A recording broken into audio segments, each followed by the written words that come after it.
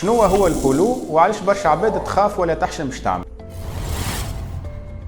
الكولو ولا الكولوسكوبي ولا منظار القولون يشبه شويه للفيبرو، بمعنى انه موصول بكاميرا، ولكن طبيب الجهاز الهضمي باش يدخل من مخرج من اللوطه يشوف المصرانه الخشينه كامله وينجم يدخل في المصرانه الجويده باش يشخص بعض الامراض.